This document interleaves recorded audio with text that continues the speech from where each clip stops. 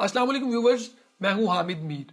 Viewers, کیا آپ جانتے ہیں دجال کا ظہور اور ریڈ ہائفر کی قربانی کا قصہ کیا ہے؟ اور گزشتہ دنوں جو سوشل میڈیا پر یہ وائرل رہا اس کے پیچھے کی وجہ کیا ہے؟ اگر نہیں تو آئیے ہم آپ کو بتاتے ہیں۔ اگر آپ سوشل میڈیا پر فعال ہیں تو آپ نے سوشل میڈیا پر اسرائیل میں سرخ بچھیا کی قربانی کے بارے میں کیا سرائیاں سنی ہوں گی، جس میں خفیہ مقامات پر مویشیوں کی موجودگی اور ٹیمپل ماؤنٹ کے قریب خفیہ قربانیوں کا تذکرہ ہے۔ ساتھ ہی جنوری میں حماس کے ترجمان کا یہ بیان بھی دیکھا ہوگا کہ بظاہر اسرائیل میں کچھ سرخ گایوں کی موجودگی نے 7 اکتوبر کے واقعے کو جنم دیا۔ جن سرخ گایوں کا حوالہ دیا جا رہا ہے وہ 5 ریڈ اینگس گائے ہیں جو ستمبر 2022 میں ایک عیسائی وزارت بونے اسرائیل اور یروشلم میں قائم دی ٹیمپل انسٹیٹیوٹ کے درمیان مشترکہ کوشش کے ذریعے درآمد کی گئی تھی۔